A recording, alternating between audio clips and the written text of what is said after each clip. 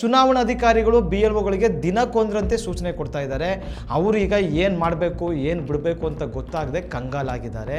ಕರ್ನಾಟಕದಲ್ಲಿ 1 ಕೋಟಿಗೂ ಅಧಿಕ ಜನರಿಗೆ ನೋಟಿಸ್ ಬರ್ತಕ್ಕಂಥ ಸಾಧ್ಯತೆ ಭಾಳ ದಟ್ಟವಾಗಿದೆ.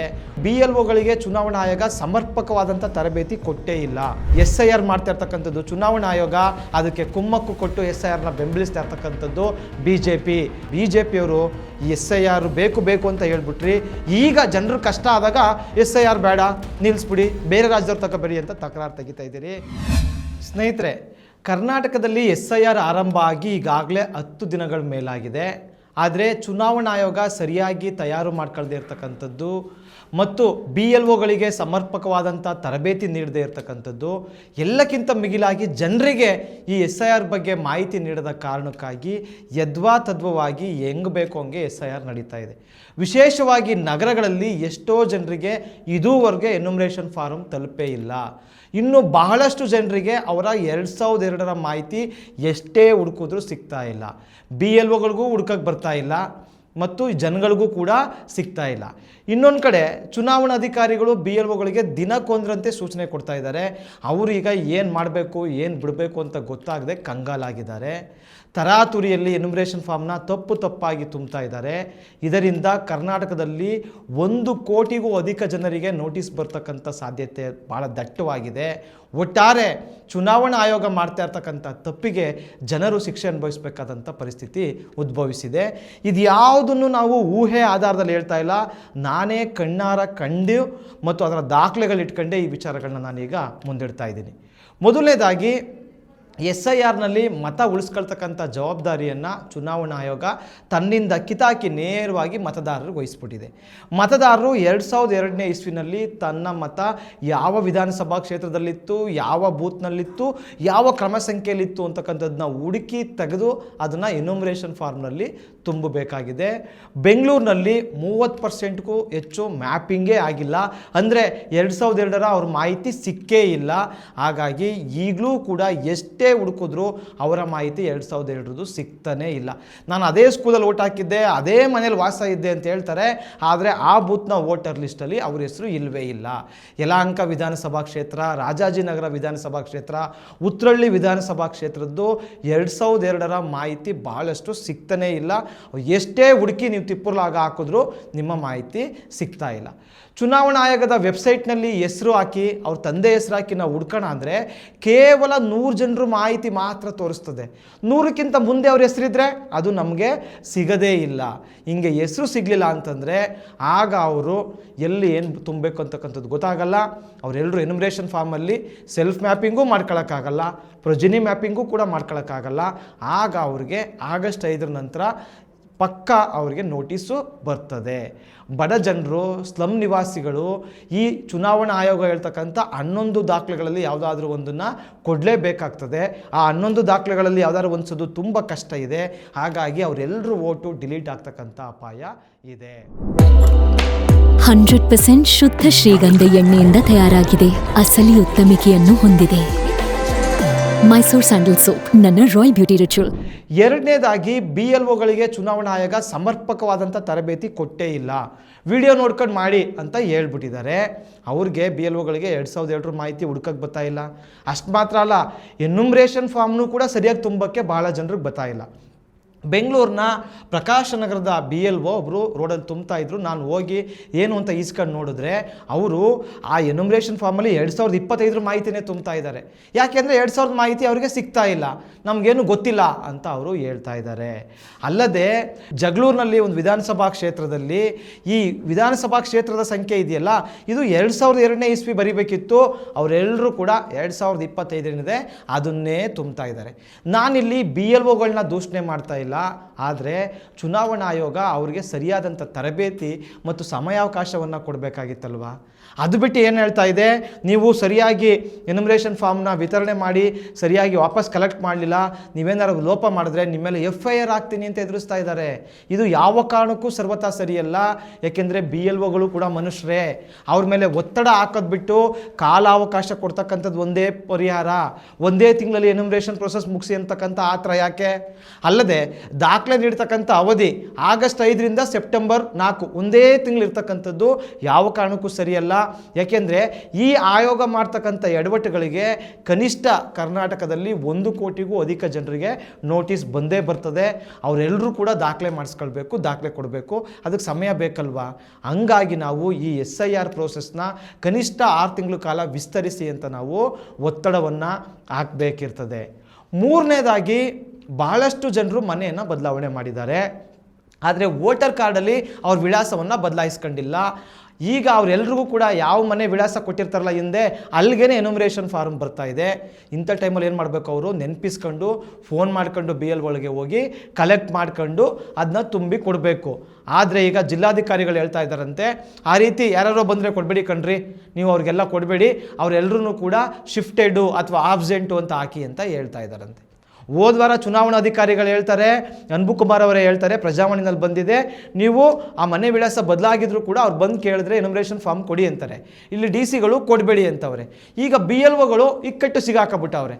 ಏನಪ್ಪ, ನಾವೀಗ ಅವ್ರ ಹತ್ರ ಕೊಟ್ಬಿಟ್ಟಿದ್ದೀವಿ ಸರ್ ಎನ್ಯುಮರೇಷನ್ ಫಾರ್ಮು, ಅದನ್ನ ಕಲೆಕ್ಟ್ ಮಾಡ್ಕೋಬೇಕೋ ಬ್ಯಾಡ್ವೋ ಅಂತ BLOಗಳಿಗೆ ಗೊತ್ತಾಗ್ತಾ ಇಲ್ಲ. ಸರಿ, ಈಗಾದರೂ ನಾವು ಮನೆ ವಿಳಾಸ ಬದಲಾಯಿಸ್ಕೊಬಿಡೋಣ ಅಂದರೆ ಚುನಾವಣಾ ಆಯೋಗ ಫ್ರೀಸ್ ಮಾಡಿಬಿಟ್ಟಿದೆ. ಈಗ ಶಿಫ್ಟಿಂಗ್ ಮಾಡೋಕ್ಕೆ ನಿಮಗೆ ಅವಕಾಶನೇ ಇಲ್ಲ. ಹಾಗಾಗಿ ಯಾರೆಲ್ಲ ಈ ಎನ್ಯುಮರೇಷನ್ ಫಾರ್ಮ್ ತುಂಬಲ್ಲ ಅವರೆಲ್ಲರೂ ಕೂಡ ಶಿಫ್ಟು ಅಥವಾ ಆಬ್ಸೆಂಟ್ ಅಂತೇಳಿ ಅವರೆಲ್ಲರ ಹೆಸರು ಕರಡು ಮತದಾರರ ಪಟ್ಟಿಯಲ್ಲಿ ಬರಲ್ಲ. ಹೀಗೆ ಆಗ್ಬಿಟ್ರೆ ಬೆಂಗಳೂರಿನಲ್ಲಿ ಕನಿಷ್ಠ 20ರಿಂದ 30 ಲಕ್ಷ ಮತದಾರರ ಹೆಸರುಗಳು ಕರಡು ಮತದಾರರ ಪಟ್ಟಿಯಿಂದ ಬಿಟ್ಟು ಹೋಗ್ತವೆ. ಇದು ನ್ಯಾಯವಾ? ಇವರೆಲ್ಲರೂ ಕೂಡ ದಾಖಲೆ ಮಾಡ್ಕೊಳ್ಳೋಕ್ಕೆ ಒದ್ದಾಡಬೇಕು, ಓಡಾಡಬೇಕು. ಸುಮ್ಮನೆ ಚುನಾವಣಾ ಆಯೋಗ ಜನರಿಗೆ ಯಾಕೆ ಕಷ್ಟ ಕೊಡ್ತಾ ಇದ್ದೀರಿ? ಇನ್ನು ಕೆಲವರು ಹೇಳ್ತಾ ಇರ್ತಾರೆ, BLOಗಳೇ ಎಲ್ಲ ಮಾಡ್ತಾರೆ, ನೀವು ಕೆಳಗಿನ ಕಾಲ ಮಾತ್ರ ತುಂಬಿ ಅಂತ ಹೇಳ್ತಾರೆ. ಆದರೆ ಭಾಳಷ್ಟು BLOಗಳಿಗೆ ಟ್ರೈನಿಂಗೇ ಕೊಟ್ಟಿಲ್ಲ. ಅವ್ರಿಗೆ 2007 ಮಾಹಿತಿ ಹೆಂಗೆ ಹುಡ್ಕೋದಂತಲೇ ಗೊತ್ತಿಲ್ಲ. ಅವ್ರು ಹೆಂಗೆ ತುಂಬ್ತಾರೆ ನಿಮ್ಮದನ್ನು? ಮ್ಯಾಪಿಂಗ್ ಆಗಿದ್ದರೆ ಏನೋ ಅಲ್ಲಿ ನಮ್ಗೆ ಮಾಹಿತಿ ಇರ್ತದೆ, ತುಂಬೋದು. ಆದರೆ 30%ಗೂ ಹೆಚ್ಚು ಮ್ಯಾಪಿಂಗ್ ಆಗಿಲ್ಲ ಬೆಂಗಳೂರಲ್ಲಿ, CEOನೇ ಹೇಳ್ತಾ ಇದ್ದಾರೆ. ಹಂಗಾಗಿ ಬೆಂಗಳೂರಂಥ ನಗರಗಳಲ್ಲಿ ಬಹಳಷ್ಟು ಜನರ ಹೆಸರುಗಳು ಬಿಟ್ಟೋಗ್ತವೆ. ಅವ್ರ ಹೆಸರು ಬಂದರೂ ಕೂಡ ಅವ್ರಿಗೆ ನೋಟಿಸ್ ಬರ್ತದೆ. ಆಗ ಚುನಾವಣಾ ಆಯೋಗ ಹೇಳ್ದಂಥ 11 ದಾಖಲೆಗಳಲ್ಲಿ ಯಾವುದಾದ್ರೂ 1-2 ದಾಖಲೆ ಕೊಡಬೇಕು. ಸರಿ, ಕೊಟ್ಬಿಡೋಣ ಅಂದರೆ ಚುನಾವಣಾ ಆಯೋಗ ಆಧಾರ್ ಕಾರ್ಡ್ ತಗೊಳ್ಳಲ್ಲ, ವೋಟರ್ ID ತಗೊಳ್ಳಲ್ಲ, ರೇಷನ್ ಕಾರ್ಡ್ ತಗೊಳ್ಳಲ್ಲ, ಪ್ಯಾನ್ ಕಾರ್ಡು, DL ಇಷ್ಟನ್ನು ಕೂಡ ಪರಿಗಣಿಸ್ತಾ ಇಲ್ಲ. ಬದಲಿಗೆ ಅವ್ರೇನು ಕೇಳ್ತಾರೆ, ಬರ್ತ್ ಸರ್ಟಿಫಿಕೇಟ್ ಕೊಡಿ, ಎಷ್ಟು ಜನ ಮಾಡಿಸ್ಕೊಂಡಿದ್ದಾರೆ, ಪಾಸ್ಪೋರ್ಟ್ ಕೊಡಿ, ಎಷ್ಟು ಜನದ ಹತ್ರ ಇದೆ, ಮಾಸ್ ಕಾರ್ಡ್ ಕೊಡಿ, ಓದ್ದೇ ಇರೋರ ಗತಿ ಏನು, ಪರ್ಮನೆಂಟ್ ರೆಸಿಡೆನ್ಸ್ ಸರ್ಟಿಫಿಕೇಟ್ ಕೊಡಿ, ಕ್ಯಾಸ್ಟ್ ಸರ್ಟಿಫಿಕೇಟ್ ರೀತಿಯ ಸರ್ಟಿಫಿಕೇಟ್ಗಳನ್ನ ಕೊಡಿ ಅಂತ ಇದ್ದಾರೆ. ಬಡವರ ಬಳಿ ಇಂಥ ಸರ್ಟಿಫಿಕೇಟ್ಗಳು ಇರಲು ಸಾಧ್ಯವಾ?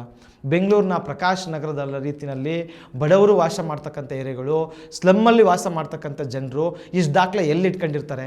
ಅವರೆಲ್ಲರೂ ವೋಟು ಡಿಲೀಟ್ ಆಗ್ತಕ್ಕಂಥ ಸಾಧ್ಯತೆ ದಟ್ಟವಾಗಿದೆ.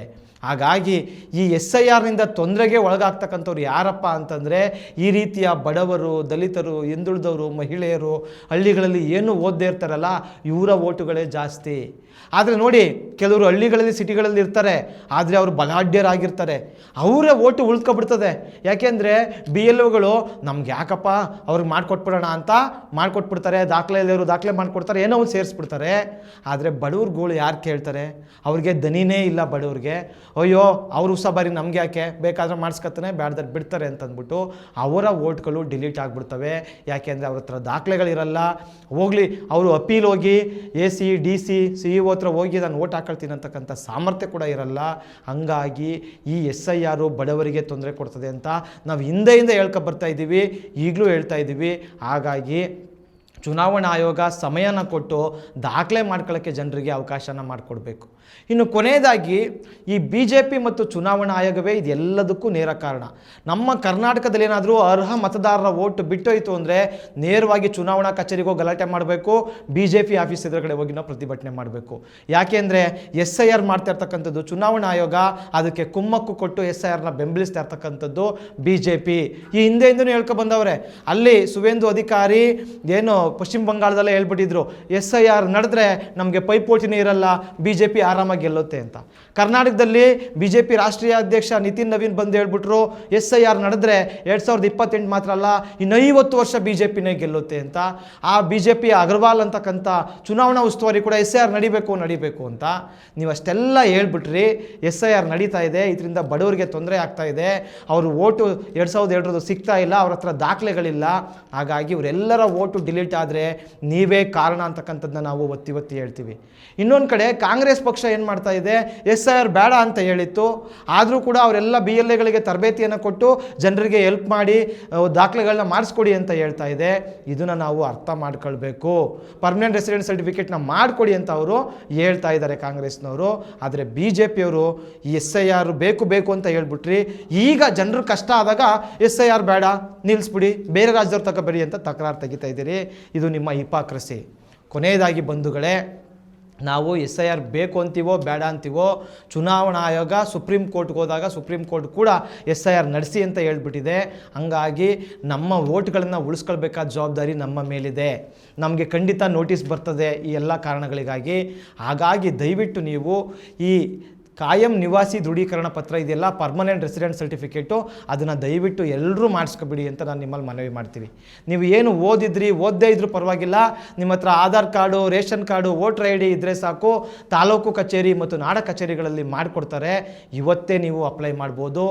ಆನ್ಲೈನಲ್ಲಿ ಕೂಡ ನೀವು ಅಪ್ಲೈ ಮಾಡಿ ಈ ಒಂದು ಡಾಕ್ಯುಮೆಂಟನ್ನು ಮಾಡಿಸ್ಕೊಬಿಡಿ. ನಾನು ಕೂಡ ಅಪ್ಲೈ ಮಾಡಿ 1 ವಾರದಲ್ಲಿ ನನಗೆ ಆನ್ಲೈನಲ್ಲೇ ಡೌನ್ಲೋಡ್ ಮಾಡ್ಕೊಂಡಿದ್ದೀನಿ. ಹಾಗಾಗಿ ನೀವು ಆಗಸ್ಟ್ 5 ನಂತರಲ್ವ ದಾಖಲೆ ಕೊಡೋದು, ಅವಾಗ ಮಾಡಿಸೋಣ ಅಂತ ಕಾಯಬೇಡಿ. ಆವಾಗ ಎಲ್ಲರೂ ಒಟ್ಟಿಗೆ ಅಪ್ಲೈ ಮಾಡೋದ್ರಿಂದ ತಡ ಆಗೋ ಸಂಭವ ಇರ್ತದೆ, ನಿಮ್ಮದು ಬರದೇ ಹೋಗ್ಬಿಟ್ರೆ ಸಮಸ್ಯೆ ಆಗ್ತದೆ.